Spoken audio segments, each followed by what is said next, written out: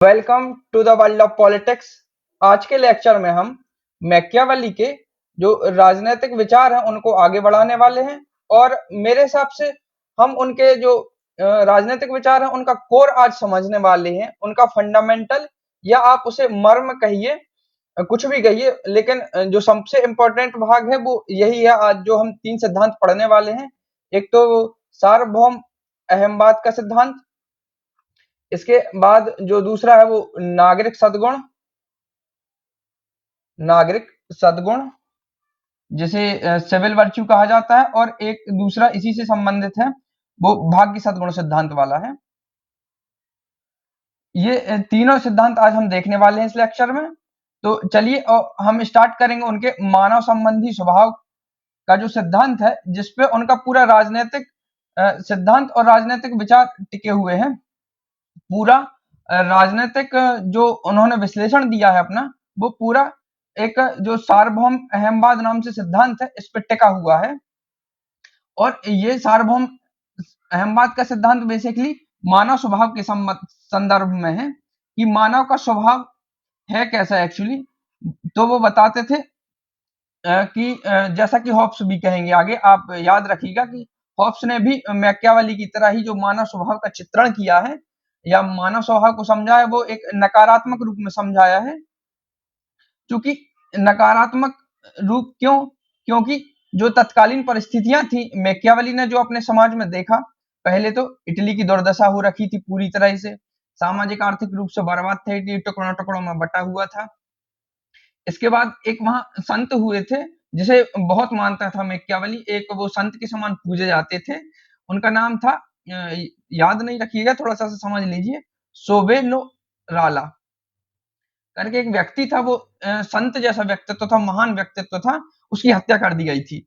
इसके अलावा जो इनके प्रिंस का नायक है, हालांकि है तो इनका नायक, लेकिन वो उससे नकारात्मक रूप में प्रभावित हुए थे, सीजर बोर्जिया करके नाम है उसका।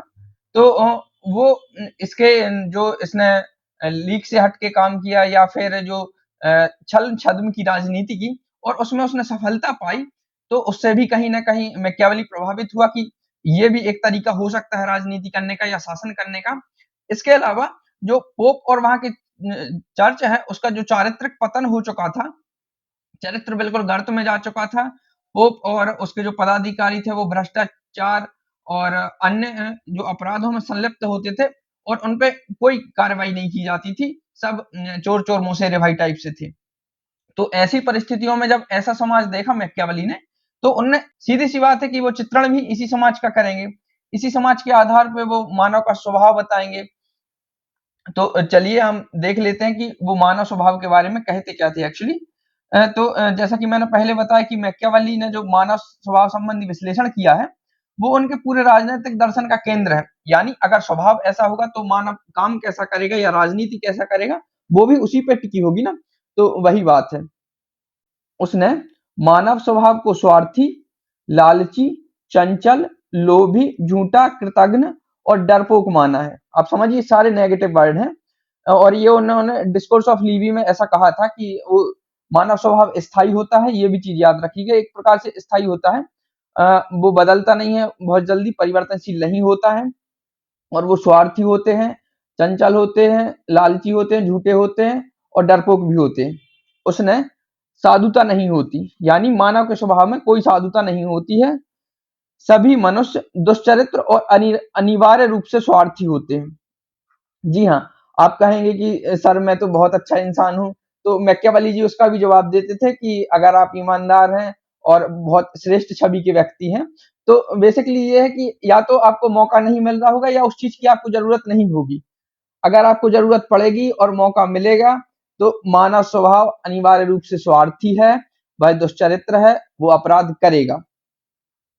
इसके अलावा जो मानव स्वभाव के जो संचालित करने वाले तत्व वो बताते हैं कि मानव स्वभाव एक्चुअली रन कैसे करता है, वो वर्क कैसे करता है। तो उसके लिए वो तीन चीजों को जिम्मेदार मानते थे बेसिकली, मोटा मोटा। एक उसमें है प्रेम, दूसरा भय और तीसरा जो धन का लालच। ये तीन चीजों से वो अपना जो चरित्र का निर्माण करता था, इन तीन चीजों से ही प्रभावित होकर। स्वार्थी या स्वाप्रेम जिसे कहते हैं, और भय यानी मतलब जीवन का भय भी इसे बोल सकते हैं, और धन का लालच बेसिकली वही बात है। एक और महत्वपूर्ण कथन है जो मैकियावेली मानव स्वभाव के लालचीपन को संदर्भित करते हुए कहता है कि वह संपत्ति छीनने वाले की अपेक्षा एक व्यक्ति अपने पिता के हत्यारे को अधिक सुगमता से क्षमा कर देता है। यानी आप उसकी संपत्ति छीन लीजिए तो वो आपको शायद माफ ना कर पाए, लेकिन अगर आप उसके पिता की हत्या कर दीजिए तो वो आपको माफ कर सकता है। तो आप समझ रहे हैं कि कितना अव्वल दर्जे का लालची इंसान होता है। इंसान, ऐसी मैकियावेली जी कहा करते थे कि वो पिता के हत्यारे को माफ कर देगा, कोई दिक्कत नहीं, लेकिन संपत्ति जो उसकी छीनेगा उसे माफ नहीं करेगा। और इसी मानवीय प्रवृत्ति से अपने प्रिंस को वो अवगत करा रहा है, यानी आदर्श राजा को अपने वो अवगत करा रहा है और उससे कह रहा है या उसे सलाह दे रहा है कि उसे नागरिकों की संपत्ति और स्त्री को हाथ नहीं लगाना चाहिए। जी हाँ, आप उसकी स्त्री और संपत्ति को हाथ ना लगाएं। वो कहता है कि जैसे आप उसकी संपत्ति छीनने की अपेक्षा उस इंसान का वध कर दो तो ज्यादा ठीक रहेगा। यानी आपको किसी से शत्रुता है और उसे दंड देना है तो उसकी संपत्ति ना छीनो, आप संपत्ति और स्त्री को उसे हाथ ना लगाओ, भले उसका वध कर दो, ये ज्यादा ठीक रहेगा। और इसी प्रकार संपत्ति और लालचीपन से संबंधित एक बात और बोलता है कि जैसे युद्ध में आपको जो धन मिला या संपत्ति लूट में प्राप्त होती थी बेसिकली पहले के समय में, तो उसे पूरा राजा को अपने पास नहीं रख लेना चाहिए, बल्कि उसे थोड़ा थोड़ा सब में मतलब सैनिकों और प्रजा में बंटवा देना चाहिए ताकि वो सब खुश रहेंगे। तो देखिए कितनी अच्छी बातें किया करता था वो, या फिर अच्छी हो या ना हो, लेकिन हाँ वो राज्य संचालन के लिए बहुत जरूरी थी और सारी व्यवहारिक बातें थी। चलिए अब थोड़ा सा और सार्वभौम अहम बात को देख लेते हैं हम। जैसे कि आप बेसिकली शब्द से समझ गए होंगे कि ये सार्वभौम यानी सभी जगह, अहम बात मतलब उसका ईगोइज्म, यूनिवर्सल ईगोइज्म भी इसे कहा जाता है कि जो मानव स्वभाव है वो पूरी तरीके से या होता ही ईगोइज्म वाला है, वो पूरी तरह ईगो में संलिप्त रहता है, ऐसा यूनिवर्सल ईगोइज्म टाइप से होता है। तो वो उसी चीज को यहाँ भी बोल रहा है आगे कि मानव नैतिक तर्क की बजाय जुनून के अनुसार कार्य करता है और वह इसे चार जुनून की चर्चा करता है। मतलब ऐसे चार जुनून हैं जो मानव तर्क के बजाय उन जुनूनों के हिसाब से काम करता है। तो वो चार तर्क जो हैं या चार जुनून जो हैं वो मानव व्यवहार को नियंत्रित करते हैं। इससे पहले आपने वो तीन चीजें देखी थी, एक प्रेम, दूसरा भय और तीसरा संपत्ति का लालच। इनके अनुसार मानव अपने व्यवहार को संचालित करता है, लेकिन जो ये चार चीजें बता रहा है ये मानव व्यवहार को नियंत्रित करने के संदर्भ में और ये राजा के संदर्भ में है या प्रिंस के संदर्भ में बता रहा है कि आपको कोई मानव का व्यवहार नियंत्रित करना हो तो ये चार चीजें हैं आपके पास। पहला प्रेम से नियंत्रित कर सकते हैं, दूसरा घृणा से, तीसरा भय से और चौथा तिरस्कार से। लेकिन इनमें भी वो थोड़ा सा स्पेसिफिक हो जाता है और कहता है कि उसे यानी प्रिंस को प्रेम और भय के द्वारा ही राज्य का संचालन करना चाहिए, तिरस्कार और घृणा के भाव से बचना चाहिए। यानी राजा को तिरस्कार ना करे कोई या घृणा ना करे, इसकी अपेक्षा भय करे या प्रेम करे तो काम चल जाएगा। और अल्टीमेटली अगर किसी एक का चुनाव करना पड़े ना तो उसे भय के चुनाव की साइड हो जाता है कि राजा का जो शासन है वो प्रेम हो ना हो, उसमें केवल भय हो तो वो चलता रहेगा, राज्य सुगठित रहेगा और राज्य सफलतापूर्वक संचालित हो सकेगा और सुरक्षित भी बना रहेगा।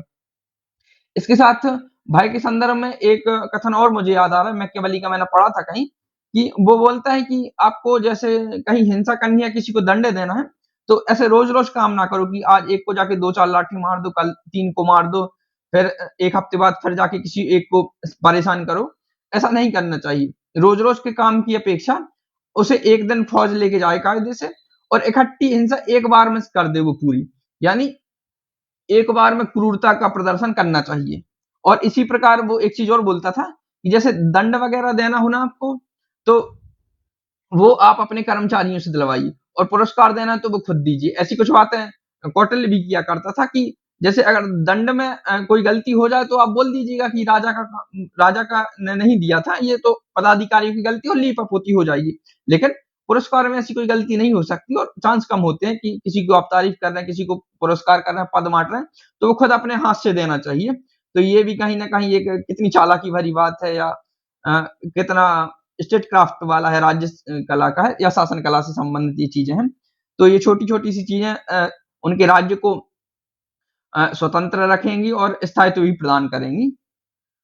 तो कुल मिला के वो भय की साइड अपना लास्ट में स्टैंड ले लेता है कि प्रेम और भय में से भी अगर आपको किसी का चुनाव करना हो तो भय के साथ जाइए, क्योंकि प्रेम के साथ और जो अहिंसा वाला राज्य हो जाएगा तो वो कायदे से अस्वस्थ राज्य हो जाएगा, जबकि भाई के हिसाब से वो स्वस्थ राज्य को मानता था। इसके अलावा मैकियावेली के 2 कथन और इंपॉर्टेंट हैं। मैकियावेली मानव अपनी असीमित इच्छाओं की वजह से अपराध कर बैठता है। ये यहाँ उसे थोड़ा-सा जस्टिफिकेशन देने की कोशिश कर रहा है कि मानव ऐसा होता क्यों? स्वार्थी, लालची, ये ऐसे अपराध करता क्यों है? तो बता रहा है कि असीमित इच्छाएँ नहीं है। आप ये असीमित इच्छाओं वाला कॉन्सेप्ट इकोनॉमिक्स में भी पढ़े होंगे। इसके अलावा मैकियावेली एक और बात बोलता है, और जो कि बहुत फेमस है और बहुत प्रसिद्ध है, मतलब ये आप डे टू डे की लाइफ में भी यूज कर सकते हैं, कि मानव मस्तिष्क अतीत की पूजा करता है, यानी जो गुजर गया है उसकी पूजा करता है। वो कितना अच्छा था, पहले के दिन कितने अच्छे थे, पहले का मौसम कितना अच्छा था, लोग कितने अच्छे थे, और पहले के जो समाज है वो कितना अच्छा था। वर्तमान की आलोचना करता है कि पूरा समाज बिगड़ गया है, पाश्चात्य ढल्ले पे चल रहा है, ऐसा वैसा, और बेहतर भविष्य की कामना करता है। आप तीनों चीजें अपने व्यक्तिगत जीवन पे या आप आस पड़ोस के समाज पे या लोगों पे लगा के देख लीजिएगा, आपको बहुत अच्छे से चीज समझ आ जाएगी कि किस प्रकार वो मतलब बोल रहा है कि अतीत की पूजा करता है, वर्तमान की आलोचना करता है और बेहतर भविष्य की कामना करता है। ऐसे ही है, तो आई होप आप इसके सार्वभौम अहम बात के सिद्धांत को समझ गए होंगे। इसके बाद हम जो कि बढ़ेंगे, वो उसके एक अगला सिद्धांत है, इसी भय से संदर्भित है, नागरिक सद्गुण का सिद्धांत। आपने कुछ दिन पहले 2 चीजें पढ़ी होंगी, वो थोड़ा-सा रिवाइज कर लीजिए। एक तो वो राजतंत्र, जो कि उसका वर्णन प्रिंस में दिया है। एक वो इस शासन व्यवस्था को मानता था, और कहीं-कहीं वो कहीं क्या वो डिस्कोर्स ऑन लिवी में गणतंत्र की बात करता था। चूँकि ये अंतर जो था, मतलब बेसिकली ये व्यावहारिक रूप में बात करता था और ये आदर्श रूप में। और आदर्श और व्यवहार का जो अंतर था वो क्यों था? तो उसका कारण आज हम पढ़ेंगे, यानी नागरिक सद्गुण का सिद्धांत। आपके यहाँ नागरिक कैसे हैं? सभ्य हैं तो गणतंत्र की ओर जाइए, असभ्य हैं तो राजतंत्र की ओर जाइए। आपके यहाँ लोग आज्ञाकारिता है, पालन कर रहे हैं, कर चुका रहे हैं और सुसंस्कृत हैं, गणतंत्र की ओर जाइए। हिंसक हैं, बर्बर हैं, कानूनों को नहीं मानते तो राजतंत्र की ओर जाइए। इसीलिए मैकियावेली अब मैकियावेली के अनुसार इसकी परिभाषा देख लेते हैं नागरिक सद्गुण की। तो नागरिक सद्गुण वह गुण है जो नागरिकों को अपने स्वार्थ से ऊपर उठकर राज्य की स्वतंत्रता, स्थिरता, सुरक्षा के लिए कार्य करने के लिए प्रेरित करता है। वही अच्छी-अच्छी चीजें, यानी एक गुड सिटीजन होने के नाते आपके पास क्या-क्या गुण होने चाहिए या आप राज्य को क्या दे सकते हैं। बेसिकली ये अरस्तू से भी थोड़ा-सा जुड़ रहा है। अरस्तू का जो नागरिक था उसके जो कर्तव्य थे, आप उससे भी इसे जोड़ के देख सकते हैं कि वो शासन कार्य में भागीदारी होना चाहिए उसकी, फिर उसके पास समय होना चाहिए, थिंकिंग होनी चाहिए, सद्गुण होने चाहिए। तो वही कुल मिला के एक वर्च्यू इसका भी है, ऐसा है। यह सद्गुण राज्य के प्रति निष्ठा, राजनैतिक जागरूकता, सैन्य भागीदारी और भ्रष्टाचार के खिलाफ सतर्कता पर आधारित है। आपने एक चीज सुनी होगी, जो होती है कंपल्सरी, जो सेना में जाने वाली बात होती है। तो ऐसी ही बातें कुछ मैकियावेली भी उस टाइम पे किया करता था कि इसके लिए कंपल्सरी होना चाहिए नागरिकों के लिए सेना में भाग लेना। और आपने पहले ही पढ़ा होगा, वो कॉन्डेटरी यानी किराए की सेना का भारी विरोधी था। इसकी अपेक्षा वो स्थायी सेना, और स्थायी सेना से भी ज्यादा वो नागरिक सेना को महत्व देता था। हम आगे देखने वाले इस चीज को। तो बेसिकली आप नागरिक सद्गुण को समझ गए होंगे। एक बार और देख लीजिए। नागरिक सद्गुण वह गुण है जो नागरिकों को अपने स्वार्थ से ऊपर उठकर राज्य की स्वतंत्रता, स्थिरता, सुरक्षा के लिए कार्य करने के लिए प्रेरित करता है। यह सद्गुण राज्य के प्रति निष्ठा, राजनीतिक जागरूकता, सैन्य भागीदारी, भ्रष्टाचार के खिलाफ सतर्कता पर आधारित होता है। बेसिकली कुल मिला के सार यही निकल रहा है कि वो राज्य की सुरक्षा चाह रहा है नागरिकों से, राज्य की स्वतंत्रता चाह रहा है कि राज्य के जो नागरिक हैं उनकी स्वतंत्रता बनी रहे, और स्थायित्व चाह रहा है। ये 3 चीजें आपको मोटा-मोटी यहाँ आपको देखने को मिलेंगी। वो कुल मिला के इन्हीं 3-4 चीजों की बात कर रहा है। और जैसे कि हमने नागरिक सद्गुण का आधार ही माना था कि वहाँ गणतंत्र होना चाहिए या राजतंत्र, तो वही है कि नागरिक सद्गुण और गणतंत्र की सफलता। तो इसे भी देख लीजिए। मैकियावेली लोकतांत्रिक और गणतंत्रवादी व्यवस्था का समर्थन करते थे, और क्यों करते थे वो आपको नीचे पता चलेगा, जहां नागरिक अपनी जिम्मेदारियां निभाते हैं। बिल्कुल, जहां जहां नागरिक अपनी जिम्मेदारियां निभाएगा, उनमें सद्गुण होंगे, वहां वो गणतंत्रवादी और लोकतांत्रिक व्यवस्था का समर्थन करेगा। इसके अलावा नागरिकों को अपने राजनीतिक अधिकारों और कर्तव्यों के प्रति जागरूक हो जाना चाहिए। यानी आप कुल मिला के ये अंदाजा नहीं लगा सकते वो कि प्रिंस को इतनी शक्तियां दे रहा है तो वो एक सर्वाधिकारी वाली ही है। नहीं, वो नागरिकों के हिसाब से बात कर रहा है कि नागरिक अगर आप यहाँ अच्छे नहीं है तो आप प्रिंस को इतनी शक्तियां दीजिए और उसे एक प्रकार से निरंकुश प्रबुद्ध निरंकुशवाद के अनुसार चलने दीजिए, नहीं तो आप वहां गणतंत्र या लोकतंत्र का भी समर्थन कर देता है, किंतु शर्त वही है कि राजनीतिक अधिकार कर्तव्य के प्रति आपके नागरिकों को जागरूक होना चाहिए। इसके अलावा वो उसका उदाहरण भी बताता है कि प्राचीन जो रोम था, एशियंट रोम का उदाहरण देता है, जहां नागरिकों की सक्रिय भागीदारी के कारण गणतंत्र मजबूत बना रहा। इसकी हम पहले भी चर्चा कर चुके हैं, तो वो यही एग्जाम्पल देता है और एक एथेंस का भी एग्जाम्पल वो देता है कि वहां का गणतंत्र भी अच्छा था। उसके अनुसार जब नागरिक अपने कर्तव्यों के प्रति सचेत होते हैं, तब गणतंत्र फलता फूलता है। यानी गणतंत्र स्थिर रहता है और शक्तिशाली भी होता है अगर नागरिक अपने कर्तव्यों के प्रति उत्तरदायी होते हैं तो। चलिए, तो अब कुछ और विशेषताएं देख लेते हैं नागरिक सद्गुण की। यानी नागरिक सद्गुण के लिए आपके जो नागरिक हैं उनमें क्या-क्या होना चाहिए, ये क्या-क्या विशेषताएं अपने में समेटे हुए हैं। तो पहली बात तो ये है कि जो राज्य की सुरक्षा है और स्वतंत्रता है, उसके लिए नागरिक सद्गुण आवश्यक है। इसके लिए वो नागरिकों से कहता है कि आपको बलिदान के लिए तैयार रहना चाहिए, आपको कोई भी सुख सुविधा का त्याग राज्य के लिए कर देना चाहिए। कुछ इसी प्रकार की बातें हमारे जो मौलिक कर्तव्य हैं, उनमें भी दी हुई हैं कि राज्य के लिए बलिदान और त्याग के लिए हमें तैयार रहना चाहिए। तो वो ऐसे ही अपने नागरिकों से भी यही सद्गुण की अपेक्षा कर रहा है।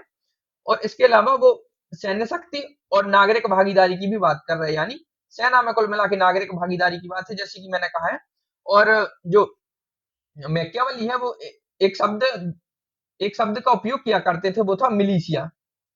मिलिशिया, आप इसका जो वर्तमान में शब्द सुनते होंगे मिलिशिया का, वो हालांकि आतंकवादी संगठनों के जैसे उपयोग होता है, जैसे कोई इंसर्जेंस ग्रुप होता है लोकली या एथनिकली भी, तो उसके लिए उपयोग होता है। लेकिन मैकियावेली इसका उपयोग करते थे नागरिक सेना के लिए। नागरिक सेना, नागरिक सेना के लिए इस शब्द का यूज किया करते थे और नागरिक सेना को वो स्थायी सेना से भी अच्छा मानते थे कि ये ज्यादा भरोसेमंद है, इसके कारण राज्य ज्यादा स्थायित रहेगा।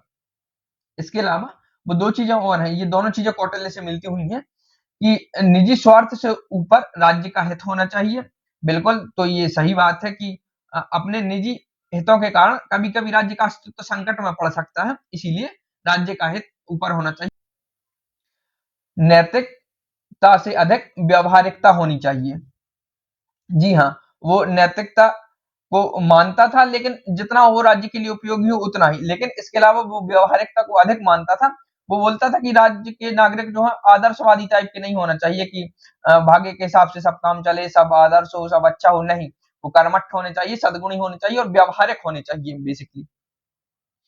इसके अलावा वो भ्रष्टाचार के खिलाफ सतर्क होने चाहिए, जो आज भी आपको प्रासंगिक लगेगी। सब प्रासंगिक है वैसे तो बात है, लेकिन जो आखिरी वाली है वो वर्तमान परिदृश्य में सबसे ज्यादा प्रासंगिक है, खासकर भारत के लिए, कि नागरिकों को लिए भ्रष्टाचार के खिलाफ सतर्क रहना चाहिए। और अगर ऐसा हो भी गया ना, 50% नागरिक भी सतर्क हो गए ना और उनका सार्वजनिक बहिष्कार करने लगे भ्रष्टाचारियों का, तो आप देखिए भ्रष्टाचार खत्म ना हुआ तो लेकिन बहुत हद तक कम हो जाएगा। और इसके अलावा वो कहता है कि भ्रष्टाचार के लिए नागरिकों को सत्ता पर नजर रखनी चाहिए, सत्ता पर नजर। तो देखिए कितनी व्यवहारिक बातें थी। इसके अलावा अब जो नागरिक सद्गुण को हम कंक्लूड करेंगे, तो उसमें मैकियावेली का एक जो मुख्य उद्देश्य वो बताता है, वो भी जान लीजिए कि मैकियावेली ने नागरिक सद्गुण का मुख्य उद्देश्य यह था कि राज्य की स्थिरता स्वतंत्रता बनाए रखने के लिए नागरिकों को जागरूकता, निष्ठावान और बलिदान देने वाला होना चाहिए। तो उसका मुख्य उद्देश्य यही है कुल मिला के कि राज्य स्थिर बन सके, स्वतंत्र बना रहे। इसके लिए नागरिकों को जागरूक होना चाहिए, निष्ठावान होना चाहिए और बलिदान देने वाला भी होना चाहिए। उन्होंने नैतिकता से अधिक व्यवहारिकता को महत्व दिया है और नागरिकों को राजनीतिक रूप से सक्रिय रहने की सलाह दी है। आप आगे जाके एक स्लीपिंग डॉग थ्योरी भी पढ़ेंगे राजनीतिक सिद्धांतों में, वो भी यहाँ ना कहीं बातें जुड़ती हैं कि आप वोट दे के सो नहीं सकते। जेएस मिल के समय हम वो बातें पढ़ेंगे। तो वही है कि आप राजनीतिक रूप से सक्रिय रहिए, इन सब चीजों की कहीं ना कहीं आज भी जरूरत है, कहीं भी आप मैकियावेली को लगा के देख सकते हैं, इसलिए उसका इतना नाम लिया जाता है। तो आई होप आपको ये चीजें समझ आ गई होंगी। अब हम इसी नागरिक सद्गुण से संबंधित एक सिद्धांत और पढ़ेंगे कि सद्गुण तो राज्य के स्थायित्व और बाकी सब चीजों के लिए जरूरी है ही, वो एक चीज और उसमें ऐड करता था, वो था भाग्य। और सद्गुण हम देख चुके हैं। तो अल्टीमेटली ये दोनों तत्व ऐसे थे, एक तो भाग्य और एक सद्गुण। इसको फॉर्चून कहा जाता है और इसको वर्च्यू कहा जाता है। तो वर्च्यूना फॉर्चूना थ्योरी भी इसका एक नाम चलता है। तो बेसिकली यही है कि अ, आप कोई भी काम कर रहे हैं या कोई भी चीज घटित हो रही है, तो मैकियावेली ऐसा कहा करता था, इसमें ये दो तत्व ही निर्धारक हैं, एक तो भाग्य और दूसरा सद्गुण। और आप भाग्य को जो भारतीय परिदृश्य में या वैसा भाग्य लिया जाता है, वो भाग्य भरोसे वाला वो ना समझें, इसको आप समझें बाई चांस वाला, कि कोई घटना घटित हो गई तो वो बाई चांस है, ना कि लिखा हुआ है कहीं, ऐसा वो ना समझे। तो एक कोई चीज वो बाई चांस हो जाए, और दूसरा सद्गुण, इन दोनों का अगर अच्छी पकड़ है किसी पे, अगर शासक भाग्य साथ दे रहा है, उसका बाई चांस उसके पक्ष में चीजें घटित हो रही हैं, और दूसरा उसमें सद्गुण है, तो उसका शासन बहुत हद तक अच्छे से चल सकता है। यही बेसिकली इस सिद्धांत का मर्म है कि ये दोनों चीजें ही ऐसी हैं कि आपका राज्य कैसे बेहतर तरीके से चल सकता है, और किसी राज्य की सफलता या असफलता का निर्धारण इन्हीं दोनों तत्वों से किया जा सकता है। तो आइए अब थोड़ा से हम देख लेते हैं। मैकियावेली की राजनीतिक विचारधारा में फॉर्चून और वर्च्यू दो सबसे महत्वपूर्ण निर्धारक तत्व हैं, यानी किसी राज्य की सफलता या असफलता इन्हीं दो तत्वों पर निर्धारित होती है, जैसे कि हम जान चुके हैं इसको। उसके अनुसार किसी शासक की सफलता या विफलता इन दोनों कारक पर निर्भर करती है। बिल्कुल। तो चलिए पहले थोड़ा-थोड़ा सा इन दोनों कारकों को देख लेंगे, फिर हम इनके बीच में संबंध देखेंगे, और अंत में परिवर्तन का सिद्धांत भी देखेंगे कि वो क्यों आया। तो पहले फॉर्चून को समझते हैं, या इसे भाग्य कहा जाता है, बाई चांस वाला भाग्य। तो आप देखिए, फॉर्चून का अर्थ भाग्य, संयोग, अनिश्चितता और वे परिस्थितियां हैं जिन पर मानव का कोई नियंत्रण नहीं है, यानी बाई चांस चीजें हो जाए। हो सकता है कल आंधी तूफान आ जाए और चीजें खराब हो जाए, तो उस पर मनुष्य का नियंत्रण नहीं है। ये आंधी तूफान वाली जैसी चीजें, या बहुत ज्यादा वर्षा हो जाए, राज्य में घनघोर अकाल हो जाए और उसके कारण विद्रोह हो जाए, तो उस पर कोई नियंत्रण नहीं है। इसके वो उदाहरण भी देता है कि राजनीति और शासन में कई घटनाएं होती हैं जो शासक की योजना के बिना घटित होती हैं, यानी उन पर उनका कोई कंट्रोल नहीं होता, जैसे युद्ध। अब सामने वाला मन ही बना चुका है कि हमें लड़ना ही है, और वो सेना को आपके यहाँ भेज दे, तो उसमें आपका सद्गुण क्या करेगा, बताइए आप हमें। कि सामने वाला कसम ही खा के बैठा हो कुल मिला के। प्राकृतिक आपदाएं, कोई जैसे मैंने बताया कि वर्षा ना हो और पूरे राज्य में भुखमरी फैल जाए, विद्रोह हो जाए, कोई जैसे मैंने युद्ध का बताया, वैसे कोई आंतरिक इस तरह पर विद्रोह करने की ठान ही ले, या कसम खा के बैठा हो। इसके अलावा आर्थिक संकट, ये चीजें हो सकती हैं। तो एक फॉर्चून को आप ऐसे भी समझिए जैसे कि भारतीय इतिहास में एक निर्णायक घटना थी, पानीपत की लड़ाई।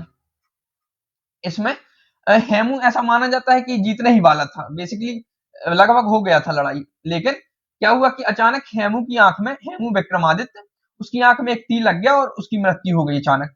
पूरी सेना में भगदड़ मच गई, और फिर मुगल साम्राज्य का जो झंडा लहरा है, वो आप समझ सकते हैं कि पूरा इतिहास ही बदल गया वहां से। तो वही समझिए कि उसमें अब हेमू की ऐसी कौन सी गलती थी, एक सैनिक का तीर या निशानेबाज का तीर जाके हेमू की आंख में लग गया, पूरा मुकुट को छोड़ के एक आंख को भेद गया वो तीर। तो ऐसे ही ये फॉर्चूना थ्योरी भी है कि युद्ध में कभी-कभी चीजें आपके कंट्रोल से बाहर भी जा सकती, तो राज्य की सफलता के लिए ये चीजें भी आवश्यक हैं कि वो चीजें आप के साइड में ही जानी चाहिए, ऐसा मैकियावेली बोलता था। फॉर्चून के बाद अब थोड़ा सा हम भाग्य देखेंगे, जिसपे मैकियावेली थोड़ा सा ज्यादा जोर देता है कि वर्च्यू, यानी इसको सद्गुण बोलता है वो, सद्गुण। ये थोड़ा सा अरस्तु से अलग वाला सद्गुण है, वो नैतिकता की पक्ष में सद्गुण की बात करता था और न्याय के लिए बात करता था। ये राज्य संचालन के लिए चालाकियां, या फिर एक टाइप से बोल सकते हैं कि जैसे कि योग्यताएं टाइप से, बिल्कुल एक सही शब्द होगा इसके लिए, योग्यताएं। तो शासन संचालन के लिए जो योग्यताएं होती हैं, उन्हें हम इससे जोड़ के देख सकते हैं। फॉर्चून के बाद जो राज्य की सफलता में और असफलता में दूसरा तत्व होता है, इवन मैकियावेली इस पर थोड़ा सा ज्यादा जोर भी देता है, वो है वर्च्यू, यानी सद्गुण। तो सद्गुण को आप ऐसे देख सकते हैं, अगर सिंपल भाषा में समझना चाहे तो राजा की योग्यताएं, कि राजा कितना योग्य है या कोई व्यक्ति कितना योग्य है, तो उसकी वो जीवन की सफलता की कसौटियां उस पे खरी होती हैं। एक तो फॉर्च्यून है और दूसरा फिर ये योग्यताएं हैं या वर्च्यू है, उसके अंदर कितनी कर्मठता है, लगनशीलता है या त्याग है, जिसके कारण वो अपनी जिंदगी में आगे बढ़ सकता है और सुख समृद्धि ऐश्वर्य और वैभव की प्राप्ति कर सकता है। तो चलिए इस वर्च्यू को थोड़ा सा अर्थ समझ लेते हैं सामान्य भाषा में। इसे शासक की बुद्धिमत्ता, नेतृत्व क्षमता, साहस, निर्णय लेने की क्षमता और व्यवहारिक नीति से परिभाषित किया जा सकता है। बेसिकली वही है मैंने जो एक शब्द में बताया कि शासन की योग्यताएं, आप में क्या क्या योग्यताएं हैं, क्या क्या अच्छाइयां हैं, जिसके कारण एक राजा सफल हो सकता है। एक सफल शासक वह है जो वर्च्यू का उपयोग करके फॉर्चून के प्रहारों का को सामना करे और किसी माध्यम से उन पर काबू पाने में सक्षम हो। बिल्कुल। बेसिकली हम आगे देखने वाले हैं कि एक वो स्त्री को बोलता है कि स्त्री भाग्य जैसी होती है, और जो पुरुष होते हैं, नौजवान पुरुष कर्मठशील या लगनशील, वो उस पे काबू पा लेते हैं, और नौजवान पुरुष तो ऐसे वो उदाहरण भी देता है, हम आगे देखने वाले। तो बेसिकली वही है कि आप फॉर्चूना के जो प्रहार हैं, उन्हें कैसे झेल रहे हैं, यानी भाग्य के प्रहारों को कैसा सामना कर रहे हैं, उन पर कैसे काबू पा रहे हैं, यही कहीं ना कहीं वर्च्यू है। आपकी योग्यताएं इन्हीं से निर्धारित होती हैं। अब हम फॉर्च्यू और वर्च्यू के मध्य संबंध को देखने वाले हैं। ये बहुत इंटरेस्टिंग चीज है, आपको अच्छी लगेगी और समझ में भी आएगी, मतलब कोई बड़ी बात नहीं, थोड़ा सा ध्यान दीजिए, आसान चीज है। बेसिकली वो ये कहने की कोशिश कर रहा है कि आपके पास अगर फॉर्च्यून है और वर्च्यू है, कोई एक चीज से आपका काम नहीं चलने वाला। आपके पास फॉर्च्यून भी आपके पक्ष में होना चाहिए, बाई चांस चीजें भी आपके पक्ष में जानी चाहिए, और इसके साथ ही आपका वर्च्यू भी अच्छा होना चाहिए, यानी सद्गुण भी अच्छा होना चाहिए। जैसे कि वो तर्क देता है कि जो उसका जो मेडिची करके शासक था, जो स्पेन से लड़ाई हार गया था 1512 में, तो वो नैतिकता से शासन कर रहा था, उसके पास सद्गुण भी थे, लेकिन कहीं ना कहीं उसके भाग्य ने उसका साथ नहीं दिया, बाई चांस चीजें उसके खिलाफ चली गई, तो वो युद्ध हार गया और गद्दी गवा बैठा। लेकिन उसके जो नायक प्रिंस का, जो सीजर बोर्जिया, जो फ्रांस का शासक था तत्कालीन, उसके पक्ष में दोनों चीजें थी। एक तो बाई चांस भी उसके चीजें चल रही थी, और दूसरा वो सद्गुण भी था, छली कपटी और ना जाने क्या क्या, मतलब कुल मिला के नैतिकता के हिसाब से चीजें नहीं चलाता था वो। तो वो दोनों चीजों को लेके चलता था, तभी उसका राज्य सफल हो चुका। इसीलिए वो दोनों के मध्य एक अच्छे संबंध को मानता है। बेसिकली कहीं मैंने पढ़ा था ऐसा कि 50-50% भी कहीं वो बोलता है कि आधी आधी चीजें दोनों पे निर्भर करती हैं, कि अगर आपके पास फॉर्चून भी आपके पास है और वर्च्यू भी आपके पास है, तो 50-50% चीजें हैं कि दोनों ही मिलकर 100% होंगे, तभी आपका राज्य ठीक चलेगा। तो आइए देख लेते हैं कि दोनों एक दूसरे के पूरक हैं, मतलब किसी एक के बिना काम नहीं चलने वाला, दोनों एक दूसरे पर डिपेंडेंट हैं। मैकियावेली इन दोनों को विभिन्न उदाहरणों के माध्यम से समझाने का प्रयास करता है, यानी फॉर्चून अगर आपके पक्ष में नहीं है, तो वर्च्यू के द्वारा उसे आप कैसे कंट्रोल में कर सकते हैं। इनके मध्य वो अंतर संबंध समझा रहा है कि कहीं ना कहीं एक हद तक वो वर्च्यू को श्रेष्ठ बता रहा है। यहाँ पे ऐसा उदाहरणों से हमको समझ में आएगा कि जैसे फॉर्चून को वो एक स्त्री के रूप में परिभाषित कर रहा है, और जो वर्च्यू होता है यानी सद्गुण होता है, उसे पुरुष के समान मान रहा है। अगर आप यानी वर्च्यू के द्वारा उस फॉर्चून यानी स्त्री पर विजय प्राप्त करना चाहते हैं, तो आपको जबरदस्ती उस पर कब्जा कर लेना चाहिए। ये मैकियावेली जी की शब्द है, मेरे नहीं है। तो वो वही कह रहा है कि आपको वर्च्यू के द्वारा यानी सद्गुण के द्वारा फॉर्चून पर कब्जा कर लेना चाहिए, जैसे कि वह स्त्री के समान है, यानी जो फॉर्चून है वो स्त्री के समान है, वो युवाओं, सावधान और तेज लोगों के नियंत्रण में ही आ सकती है। यानी जो फॉर्चून है वो सबके कंट्रोल में नहीं आता, आपको लगातार प्रयासमान रहना चाहिए, तभी आपके कंट्रोल में स्त्री आ सकेगी। आप इसे अपनी पर्सनल लाइफ से भी समझ सकते हैं। तो लगातार आप प्रयासरत रहें अपने जीवन में, तो आपको सफलता जरूर मिलेगी। इसके अलावा एक उदाहरण और वो देता है कि पहाड़ी व जंगली झरना, इसे वो फॉर्चून बोलता है, और सद्गुण का किला यानी जो वर्च्यू है। बेसिकली इसे आप ऐसे ही समझिए कि जो झरना वगैरह या नदियां वगैरह होती हैं, वो बाढ़ ला देती हैं, तो वो एक प्रकार से भाग्य, उस पर आपका कोई कंट्रोल नहीं। लेकिन आप उसके भरोसे रोते हुए तो नहीं बैठ सकते ना, कि वो तो ईश्वरी कृपा है या ईश्वर द्वारा किया गया, तो हर साल ऐसा होता है, हम उसमें कुछ नहीं कर सकते। नहीं, आप एक सद्गुण का किला बनाइए, बांध बनाइए और उसको रोकिए, वो आपका वर्च्यू है। उसे ही यहाँ बताया गया है कि पहाड़ी और जंगली झरने जो मैदान में बाढ़ लाता है, भाग्यवादी जो पुरुष होते हैं, वो हर वर्ष इसे ईश्वरी प्रकोप मान के सहते रहते हैं कि जो हो रहा है ठीक है, कोई दिक्कत नहीं है, ऐसे ही चलते रहना चाहिए। जबकि जो वर्च्यू वाले लोग होते हैं, कर्मठ लोग होते हैं, वो व्यक्ति इस पर बांध बना के इसे रोक देते हैं और अपने हित के लिए, सिंचाई के लिए, पेयजल के लिए इसका उपयोग कर लेते हैं। तो वही हुआ ना कि आपको कैसे न कैसे फॉर्च्यून पे कंट्रोल रखना होगा, आपके वर्च्यू के द्वारा आपके पास इतने गुण होने चाहिए। तो ऐसे सद्गुणा का किला आपको सफल, यशस्वी और सम्माननीय बनाता है। तो आप ये शब्द भी याद रखिएगा कि ये शब्द मैकियावेली के यूज किए हुए हैं। एक तो सद्गुणा का किला, पहाड़ी एवं जंगली झरना, और जो स्त्री के रूप में फॉर्च्यून और पुरुष के रूप में वर्च्यू। इसके अलावा ये सब कहानी मैकियावेली बेसिकली सुना क्यों रहा है? राजा के पास राज्य है, लेकिन वो किसी भी समय बुरी परिस्थितियों में पड़ सकता है, किसी भी समय भाग्य पलटी खा सकता है। जैसे कि इन्हीं के स्वामी मेडिची का भाग्य पलटी खाया था 1512 में, जैसे कि हम यहाँ देख चुके हैं। तो उसे गद्दी से हाथ धोना पड़ा था। तो वही यहाँ भी परिवर्तन का सिद्धांत उसने कहीं न कहीं वहीं से, मुझे लगता है, सीखा होगा कि परिवर्तन असंभावी है, यानी होना ही है परिवर्तन। आप ये बैठ के मत सोचिए कि गद्दी मिल गई तो काम चलता रहेगा, नहीं। आपको सद्गुणों का विकास करना होगा, आपको अपने फॉर्च्यून पे कंट्रोल करना होगा, चीजें आपके कंट्रोल में रखनी होंगी।